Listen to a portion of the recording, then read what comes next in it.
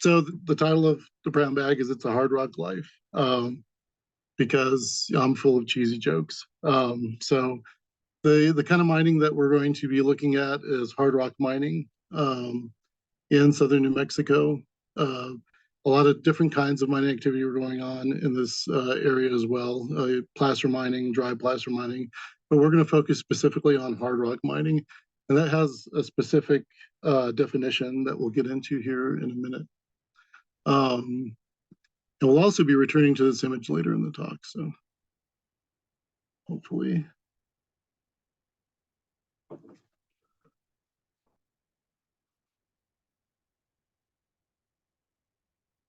Oh, my slide's not working.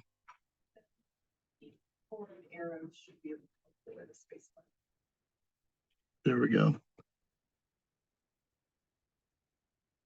All right, so as we were saying, we're talking about the archaeological record as it speaks to the historical record and vice versa. So the historical record, as you all probably already know, there is an inherent power dynamic that is within the historical record. Not everything gets recorded. And especially when you go back in time, when only a certain segment of society were literate, who is literate determines what gets recorded and how it's portrayed. Also, the people who have the time to sit down and record things most often, not always, but most often, are those who are affluent or in certain positions in society. And so already right there, you're building in a couple of biases into the historical record and what it can tell us. And this especially happens out in the American West in the 19th century. And so early on in my academic career, when I was studying with Sam Truitt at UNM, he wanted me to start working on, to like put away what I was doing at the time and start working on Chinese labor camps in the West, because again, you don't have a lot of archival documents from those, but there's archaeology to be had. And so our knowledge of what was going on at some of these labor camps was going to come from the archaeological record, not necessarily the written record. We're going to be focusing on the late 19th and early 20th century. And so this time period in particular, not necessarily what historians today write about it. There's a lot of different perspectives that historians today write about concerning this time period, but the kind of documents that we get from that time period tend to focus especially on, what I say, call big men doing grand things. Yeah, and so you have a wonderful illustration of this here. This is Teddy Roosevelt, sort of like the archetypical figure of this particular period in time. And, he's busting through all the red tape to get the Panama Canal done. We can contrast that with the archaeological record, which has its own limitations and biases, of course, as you all know. But that has more to do with site formation processes on average. If you have a large enough study area, which we'll see in a minute this is, you almost can get to a point where you're doing random sampling, especially if you're recording everything in your path, as we did, because this was for a CRM project. The other thing that archaeology has to its advantage is, what I'm calling here the Rathje effect. Is everybody here familiar with William Rathje and the project that he was doing in Tucson back in the 70s and into the 80s? And so what he was doing is he was an anthropology professor, and he was actually looking at modern trash. So he would go to people's houses and get them to sign a waiver, and he'd rummage through their trash. And what he found was the image that people portray of themselves through interviews and documentation was often somewhat different, or sometimes at odds with what the material culture that they left behind their trash said about what they did on a daily basis, their habits, and their behavior. So applying this to historic archaeological assemblages, people leave behind everything. Um, there's not a filter there necessarily. And so if we're going out and we're sampling these things, we're going to see things that don't make it necessarily into the archival record. And so that's another advantage that archaeology perhaps can give us. And again, I don't mean to say that one is more accurate, more precise, better, whatever kind of value word you want to add to it. They each can provide different things, and we'll see that as we go through this talk. So the study area, the area that we'll be talking about, as I said, is in southern New Mexico. This work was done as part of a cultural resource management contract with White Sands Missile Range. And these were very large surveys. So in all, we surveyed over 100,000 acres. I was in charge of about 50,000 of those acres. We ended up recording thousands of sites. Hundreds of those sites were historic sites, and the vast majority of those were industrial sites, mining sites of various kinds. And so what you can see here is Las Cruces is here. This is the road, Highway 70, going through the mountains. And so these are the Organ Mountains down here. And then this is the pass and the San Andres Mountains going all the way up here. And so I'll be talking kind of in generalities about this entire area. And sometimes focusing on one or two sites, primarily from down in this region here, where you can see there was a lot of heavy activity. What you see here this is the mining resource database that the BLM maintains. You can get this information online. These are just the named recorded sites, or not sites, I should say, but mines. There are actually thousands of mining claims just in the late 19th century alone in this area. The vast majority of them were never worked, and then even fewer were actually recorded. And even fewer of those were patented or taken to approve to any kind of sort of legal status. So as much of a cluster as that looks like, it's actually a small percentage of the activity that was going on at the time. So let's give a little bit more of the context here. So setting the stage. In terms of just the general region, the geology, the climate. And so we're talking about the Tularosa Basin and the mountain chains that are surrounding it. So this is, of course, part of the Basin and Range physiographic province. And so you have the Tularosa Basin, which is a closed graben as part of the Rio Grande Rift Valley system. And so, as you know, graben, it happens when plates get pulled apart and the middle part sinks. But it very probably oversimplistically, if there are any geologists out there listening, they're probably cringing right now. So yeah, the Organ Mountains, as we talked about, those are predominantly volcanic rocks. And then San Andres Mountains is a fault block range with Paleozoic rocks underlain by Precambrian rocks of varying lithologies. Both of those ranges produce or yield veins with mineral ore in them. And so there's quite a bit of mining activity in there. As you can see from the picture, there's not a lot of vegetation cover on these. And so the advantage of these is that you can see the geology. And in fact, one of the cool things when you're surveying out there is that once you start looking at these mining sites and get a sense of what the veins look like on the surface, you can actually see the vein going across the mountain range, and you can see what the miners were chasing as they were going across the landscape, searching for the mother lode.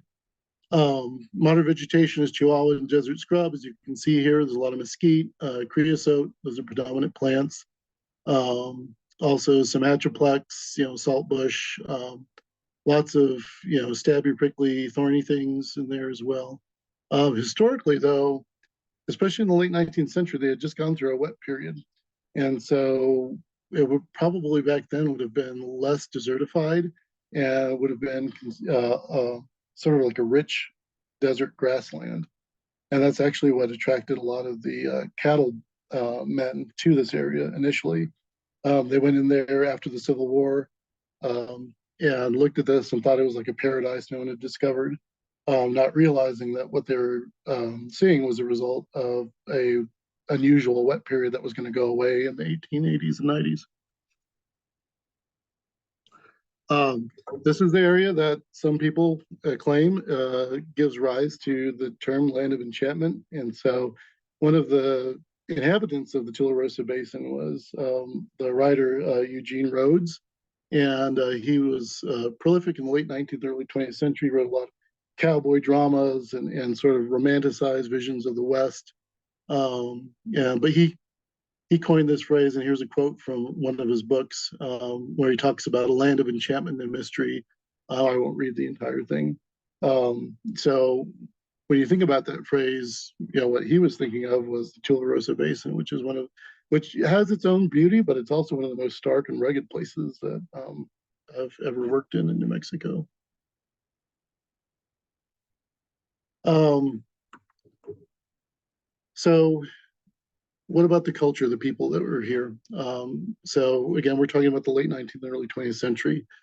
Um, Permanent settlement by non-Native American peoples didn't happen until the very late 19th century for a number of different reasons. Um, One is the Apache controlled this area and defended it. I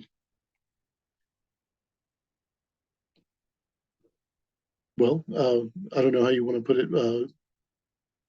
They defended it. And so it was not easy to settle in there. Um, and then also you had some other events that were coming to a close that spurred people to move into the area. So the end of the Civil War, as well as the end of the Indian Wars, and the boom of the cattle trails, and then also the railroad.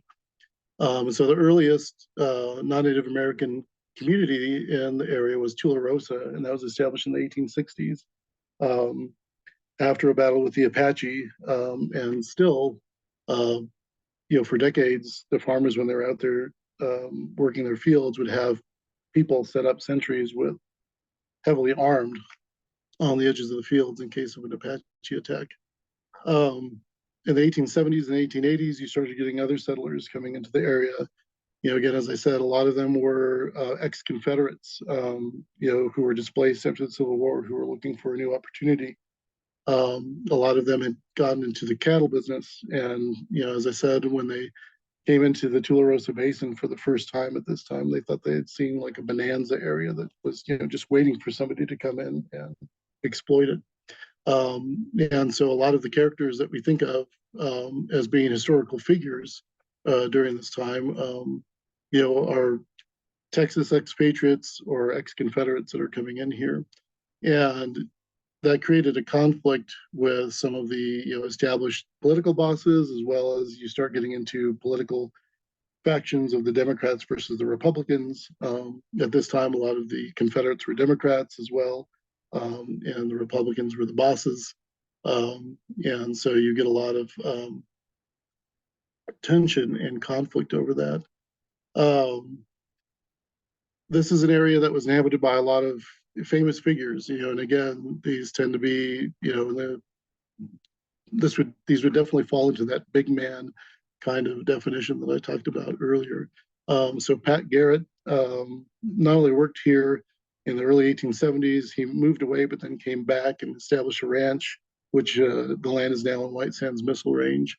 Oliver Lee was one of the most powerful cattlemen in New Mexico during this time, and one of the local, I would call him a boss, you know, down here.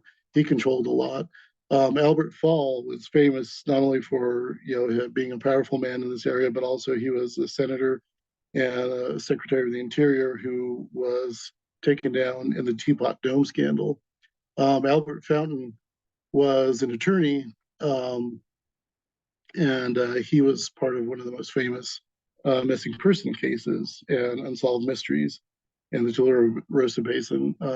And so he, if we can take just a moment, Albert Fountain was investigating cattle rustling and had suspicion that Oliver Lee was one of the cattle rustlers in the area. Um, Obtained indictments on Oliver Lee and one of his ranch hands, Jim Gilliland. Um, and on his way back from obtaining those indictments, he and his 8-year-old son, who were in the wagon, disappeared in the desert and were never heard of again. And so Oliver Lee was actually tried for murder in that case and acquitted. I think the jury took 8 minutes to acquit him. Um, so while all of this is happening, in addition, you have this economic boom in mining claims in the 1870s and 1880s. And again, a couple of things are happening here. One, you're getting the technology and resources like the railroad is there's railroads getting built nearby, which are able to bring in different kinds of resources than you had before, and then also an influx of population of people, immigrants coming in, and economics, as we'll see here in a minute. There are economic forces that are driving whether or not people are mining out here. As I said, hard rock mining, very specific kind of thing that has a very specific meaning. And also, just because I'll be talking about these things all throughout the lecture, if you're not familiar with them, we'll go through some of the terms. So, of course, there's the mine itself. So, I'll talk about an adit. An adit is a horizontal tunnel from the surface into the mine. So a mine shaft, which is something that we're probably all familiar hearing about, is actually just a vertical tunnel going from the surface down into the mine. A winze is a shaft that starts underground. The portal is the entrance to the mine from the surface. Head frame is the superstructure that you see that, if it has a cage that hauls miners down in and out, it'll control that. If not, it'll be bringing buckets up and down. The skip is what the cage is called. Double jack, single jack. So in the 19th century, especially in New Mexico, we're talking about really hard scrabble mining that's going on here. So there's not a lot of mechanization. People are mining these workings by hand. And so they're using drill steel, which is basically just a giant rock chisel, and sledgehammers. And they're breaking up the rock using those and dynamite. And so it's really strenuous labor. It's slow going. It's a hard life. And so we'll talk about some of those things too. You'll see examples of those as we go along. So the earliest confirmed mines was the Hawkeye in 1850, the Stevens in 1875.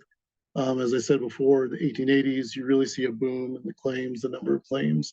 As I mentioned before, many of them were never formally registered. And so part of the archaeology work that we were doing down there was we would find a working, and we try to trace it back to go to the county assessor's office to see if it was patented or if a claim had ever been registered. And more often than not, they weren't. And we have some other clues that show us that was the case as well that I'll talk about later. So as of 2017, there were more than 2,500 recorded mining sites on Wismar. 152 of those were named, and you saw a picture of those in that graphic before.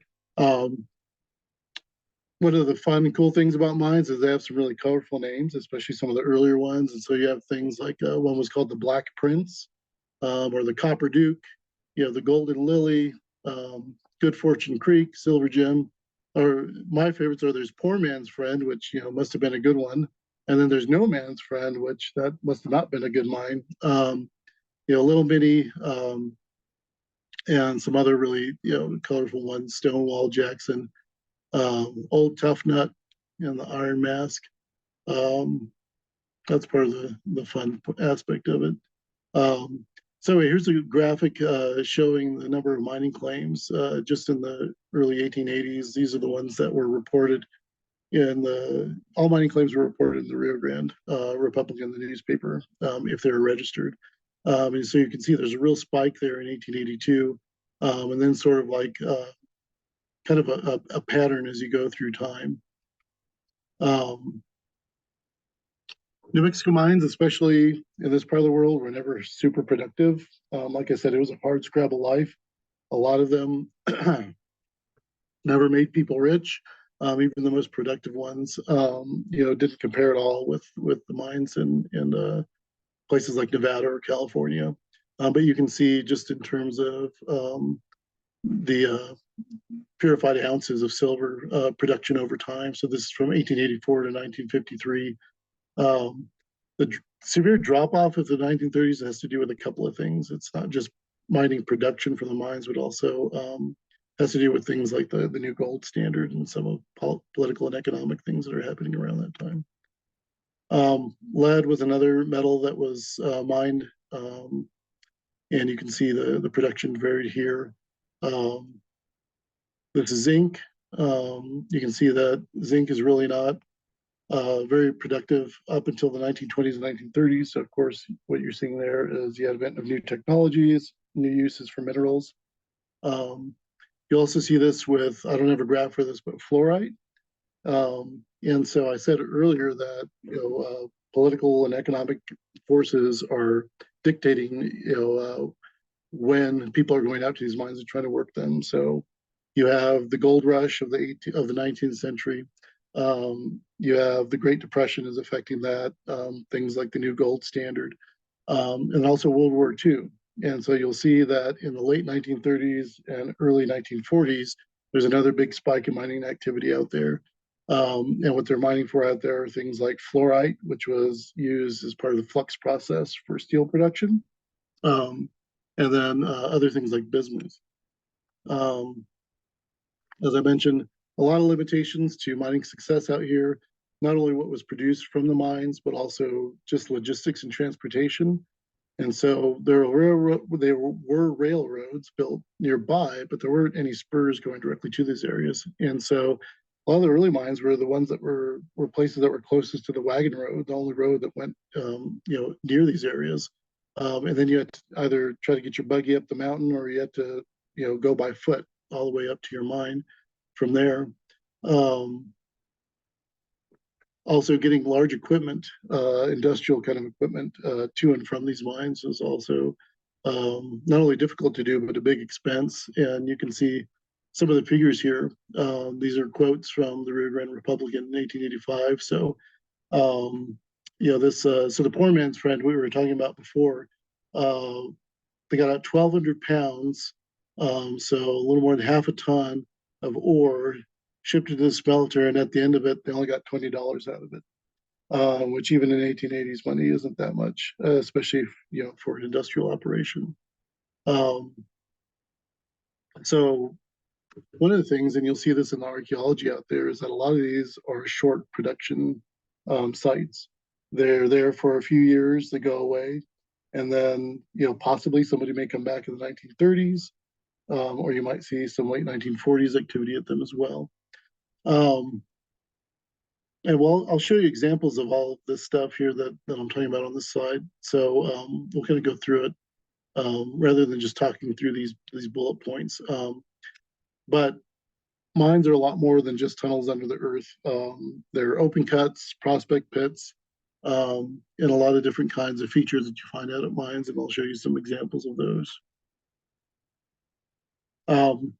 Something to note is that, as you'll see, I'm concerned, especially with this talk, on small mining operations. And so there were a few large operations that turned into communities out in this area. So notably Kent, Esti City, Carthage was one, as well as Oro Grande. And those actually had mining towns. So these are entire settlements that grew up around the industrial operations out there. And what I was looking at for this in particular are some of the smaller operations where there isn't evidence of an actual community settling out there. So again, the vast majority of mining activities out there are prospect pits, and they're exactly that. They're usually just a small hole in the ground. They're to, as the name implies, prospect, to try and see if it's worth sinking a shaft or to add it into a particular area. You usually just recognize them by a shallow depression in the earth surrounded by what we call the gob pile. That's the tailings. The other is an open cut. And so it's literally just a big hole in the ground, again, where they're trying to chase a vein and see if it's even worth going further than that. So, out of the thousands of mining sites, I would say that, 70, 80% are features like these. A lot of them are marked by stone monuments. You can see a couple of different examples here. This is a really tall, kind of, formally built one. Um, what they would do is they would actually put their, if they were trying to make any kind of a formal claim or make it look like they were making a formal claim, they would actually put a tobacco tin or sometimes a bottle at the bottom. And we uncovered a few of those. And so you can see here, that's what this is. This is a bottle that had the mining claim document inside of it. The curious thing about this is that a lot of the ones that we found either had nothing on them or maybe had somebody's name. And so again, a lot of these guys are going out there and, I think the idea is that they're doing the minimum that they need to kind of stake a claim and see what they can get out of it and then move on. They're not really doing like a formal process of registering this with the county or with any kind of, official documentation. So here's another, this is a tobacco tin. Um, and this one we did find pieces of the claim, and this one did have writing on it, but unfortunately it was in such poor condition that we weren't able to, get much information out of it. But they do exist, and they do, we do find them out there in the rock monuments. If it was formally documented and actually patented, so this is where you take it all the way, it's proved and recorded by then the General Land Office, now the BLM. They would mark that out usually like this with these stone markers, but they would be engraved with the survey number. And so you could actually go down to the BLM GLO database online and look up that claim number, not claim number, that patent number. Talking about an adit. So this is an example of an adit at one of the mines that we documented. So this is the portal. This has a timbered portal, is what you call that when there's wood shoring around it. This is a pretty large one, actually. You could stand up with this one. A lot of the adits at the mines that we looked at were barely enough to fit a person into, which is really interesting. And remind me to get back to that point in a little while here. This is what it looked like from the interior, looking out. This was a short adit. This was only about 30 feet in depth.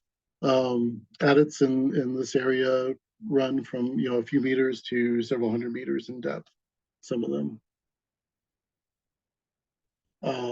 Example of a mine shaft. This doesn't have any kind of superstructure or timbering on the portal. This is at Settle. So I showed you a picture of Albert Fall. So not only was he involved in all kinds of politics and things like that, he was also a lawyer, but he also operated this mine, actually a couple of mines. So Sunnel and then Gold Camp was the other one.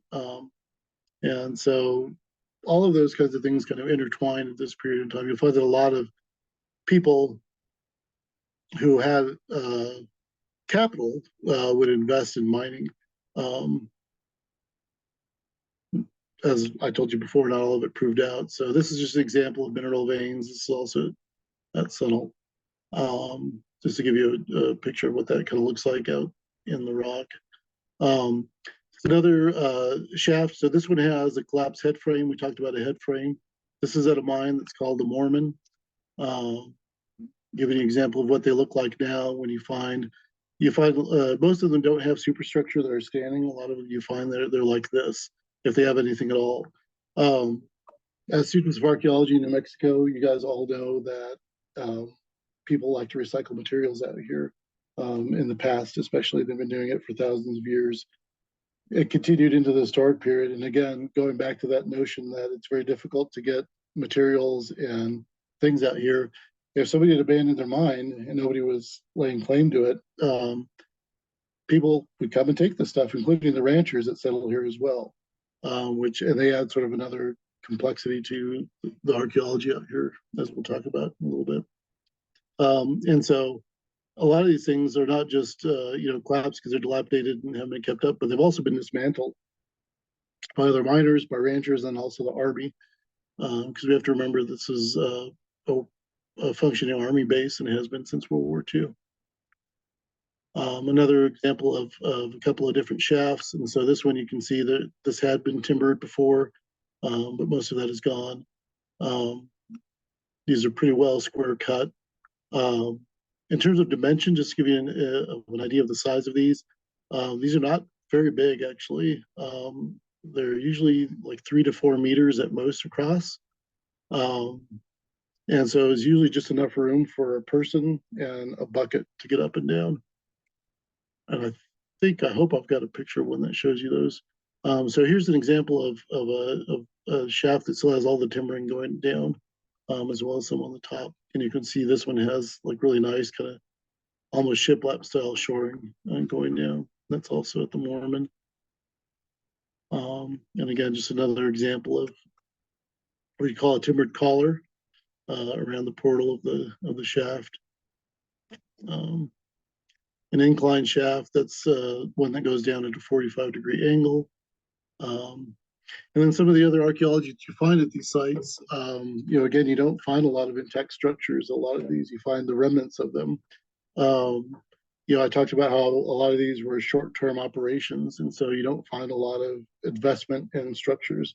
They're often stone foundations and kind of like ramshackle shacks. You know, just some wood planks nailed together, in a very kind of ephemeral way, and then either blown down or taken down or dismantled by the army later, or taken and recycled by one of the ranchers to use as like a loading shed or a line shack or something. Here's a good example of what I'm talking about. So it's just all it is just very basic frame and some sheet metal that was held up by a dry laid stone foundation. So they're not even mortaring these; they're just dry laying the rock down. So again, very ephemeral, very functional. Not meant for anything but to provide some temporary structure for getting the work done. This is a powder magazine. Um, so this is where you keep all your dynamite, your blasting caps. It's built into a hill. The store is facing away from the mine, so away from where all the people activity would be, just in case everything explodes. It presumably explodes out away from everybody. And then also the structure inside, it's actually triple walled. And so you have this stone wall, you add a wooden frame wall, and then you add another stone wall inside of that as again another way of trying to provide protection in case anything went wrong with all the TNT that was in there. This is kind of cool. I threw this in there just because it's one of the weirdest things I ever saw out there. So it's a giant concrete pad that's circular, and it's about 6-7 meters in diameter. So it's not small. It's like a large structural thing, bigger than this room. And it had this giant metal cone that was sticking out of the ground there. So it actually took us a lot of research to figure out what the hell this was. It's part of a conical buttle. And so what a buttle is this is part of the process of refining the ore. And so this is one of the rare cases where they're doing this on site. And so actually on top of this would be this huge building, multi-storied building that had a series of chutes and trays and contraptions that would sift the ore down using gravity and chemicals to sort it and refine it. And then the buttle, this part was kind of like a centrifuge kind of idea, kind of. They also had some very primitive kind of technology that they're using out there. So this is an Arastra. This was also at the mine called the Mormon, which is the late 19th century, early 20th century mine, but using very ancient technology. So what this is just using like a mule, or sometimes, I suppose you could use a horse, but as you can see in this illustration, it's dragging a rock, and so it's literally like a mill. And so you would put your ore down in there, and you'd crush it using this rock and the power of the animal going around in circles. Also, you had to be resourceful back then, and so we find a lot of these. This is an engine. It's a Buick. It's an inline six. Um, Yes, they did have cars that went out there and occasionally broke down and left them out there. But actually, what this was for, more likely, is that this was powering some of the equipment out there. Things like this. This is a flywheel for a pulley system. And so they would use these actually, recycle these or repurpose these for some of their industrial equipment. Um, that's a windlass for the pulley system here. This is a pretty elaborate industrial, sort of late uh, version of one of these. You see a lot of these actually were made out of wood in the 19th century. And of course, that's pulling up your buckets of ore from the shaft. Um, and so the purpose of showing you guys all this stuff is that this is a lot of the kind of site furniture that you see on these sites. There's a lot of industrial equipment, things that you would expect to find on these kinds of operations. I told you about a drill steel and single and double jack. So we have found a couple of stashes in situ, which I thought was kind of cool. It was drill steel. And so this is what I'm talking about, these giant rock chisels. And so you had a couple of different sizes. You can really see it in this picture. This is from the Black Prince mine. Um, so this is what they would use with what they called the double jack, which was a 12-pound sledgehammer. So that was a two-man operation. One guy is holding the chisel up above his shoulder like this, and then the other guy is with the big sledgehammer behind him, whacking that thing. And that's how they're both creating drill holes to put in their TNT, but also breaking up rocks as well. And I suppose you just hope that the guy never misses who has a sledgehammer. Um, and then this little one, that's for a single jack, and single jack is like a 4-pound sledgehammer that you would use on your own. And so that, for example, this guy's using a single jack with a little rock chisel there. That's actually a pretty good depiction of what an adit would look like. Some of them were even smaller. As I said before, some of them, were barely big enough to, have a person in them. Yeah, and some of the ones that we investigated, I don't even know that a full-grown man could have even crouched in them. And so there's a question about what they were doing there, and we'll get back to that. We found evidence for the dynamite. So this is a blasting cap tin lid that we found. I believe this was at Mormon. But this is an example that I found online just to show you what it looks like, because this isn't really easy to read. And so you combine this with your sticks of dynamite, and your wicks to create your explosives. Other debris that you find are the evidence for other kinds of operations going on at the mine. These are tram spikes, and so they're basically like little tiny miniature railroad spikes. They're about 3 to 4 inches long, and they were used to hold down the rail for the mining trams if you had one. Not every mine had trams, and here you have a picture of one being pulled by a mule, a train of trams there. A lot of these mines, the ore is being hauled out of shafts or adits, some of which were hundreds of feet deep, by hand, in buckets, on people's backs. Again, it was a very hard life and a very hard scrabble kind of existence. But anyway, the interesting thing about these particular tram spikes is that I didn't find those necessarily at a mine site per se. We found those in a shed at this place. This is the Hal Cox Ranch. And so the Cox family is a longstanding ranching family down there. And this was also known as the Steam Pump Ranch. What's interesting about this, and what especially in terms of archaeology, is that the well at this house was sunk into an abandoned mine shaft. And so they used an abandoned mine shaft as their well. And it was called the Steam Pump Ranch because they had a nifty steam powered pump that was pumping the water out of that well for them down to the ranch house. A lot of other innovations were here too. This was a dude ranch in the 30s. So you would go there and you could, pay to live the cowboy life if you wanted to. But again, I'll return to this idea, but just keep that in the back of your mind that you do have this complex occupational history down here where you have um, these mining sites, which are usually earlier, and then you have a lot of times these ranchers coming in and occupying these sites or working them, or they have their own mining interests. And then later on, you have the military coming in and also using these sites. And so it creates just in that short period of time, about 60 to 70 years, a very complex archaeological signature. So, what are some of the artifacts that you typically find on a mining site that you would expect? Um, well, got to eat. And so, a lot of times you'll find a lot of tin cans, food cans, and beer bottles and liquor bottles. No OSHA or any kind of regulations back then, and so there's whiskey bottles right by the mine workings a lot of times. So, R&Co is a very typical brand of, or not brand, but maker's mark for brown beer bottles from around that time period. A sardine can.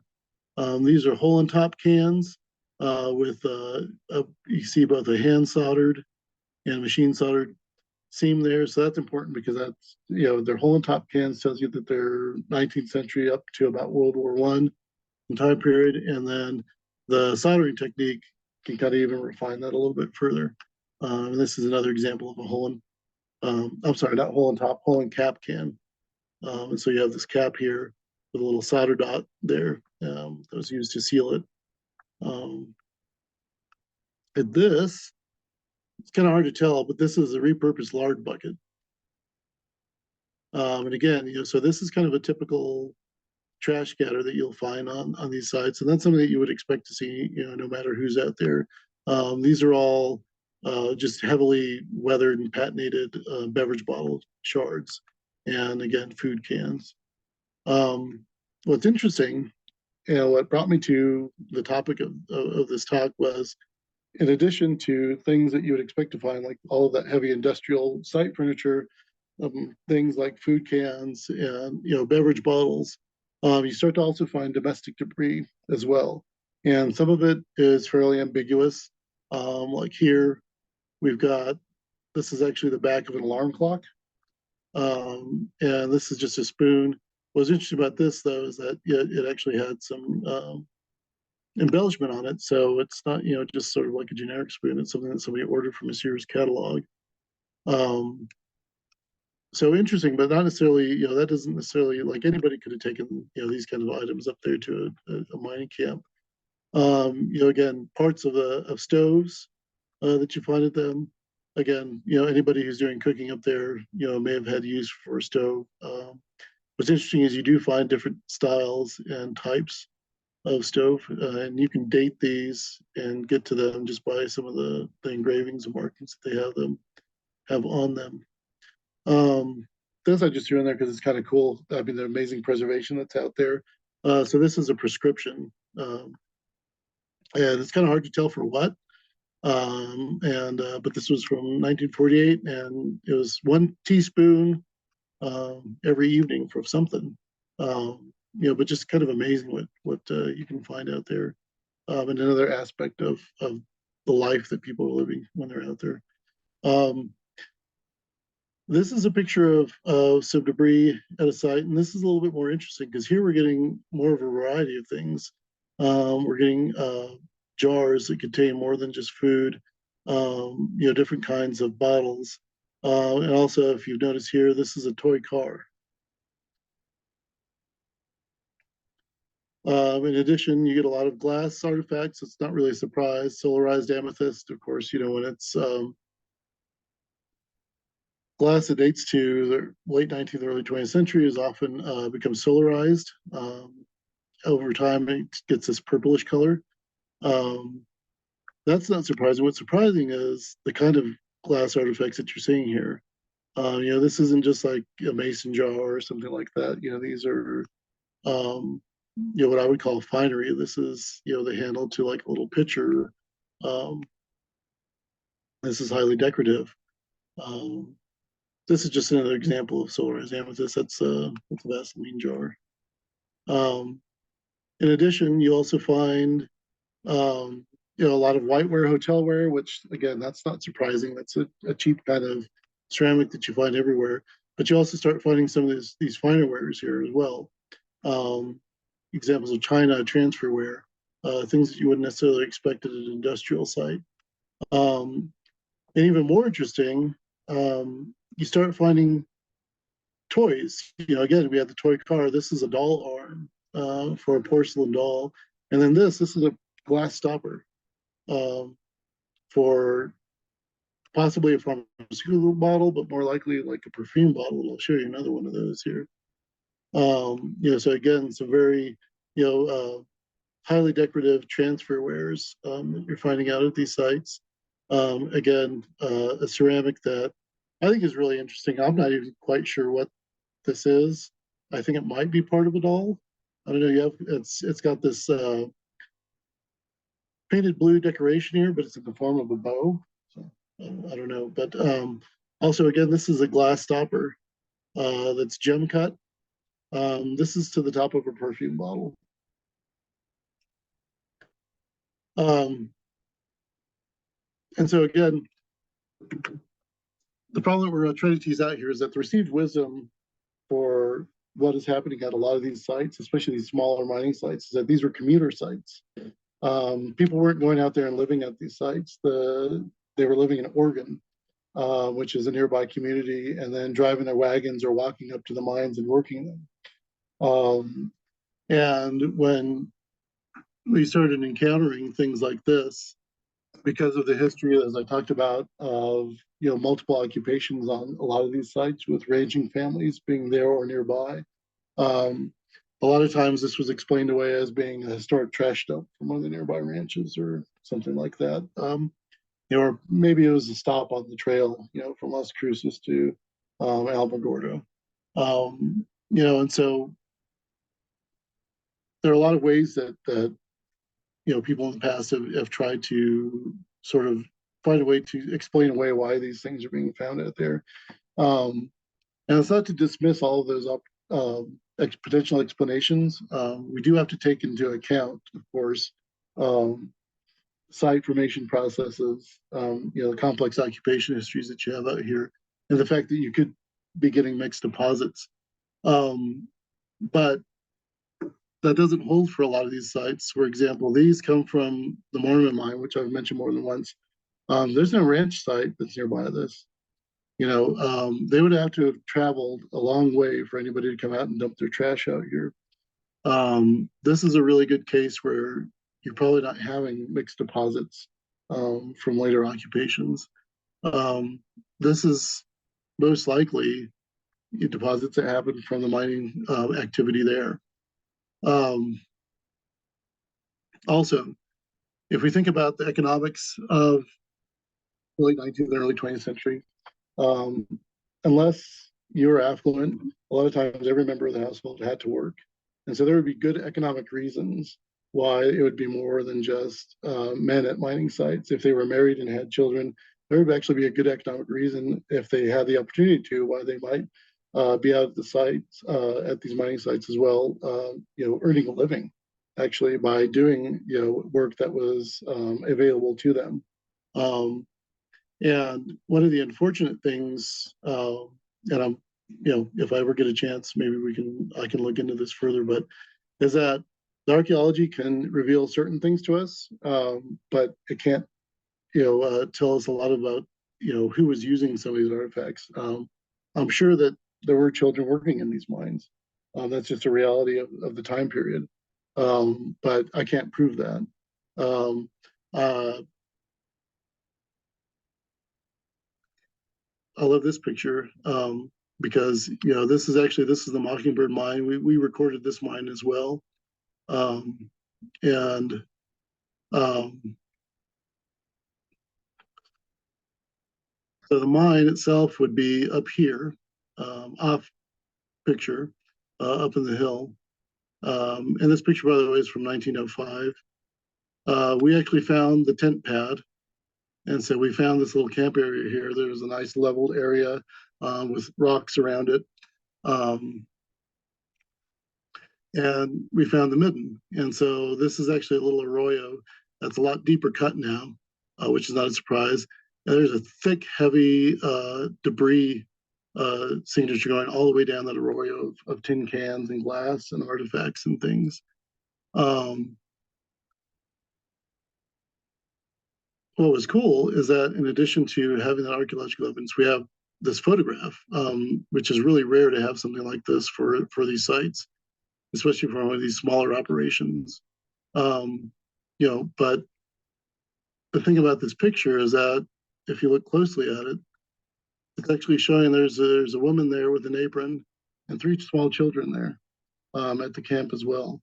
And so we have documentary evidence that there are women and children out at these camps, not just as laborers, but also as part of a family group as well.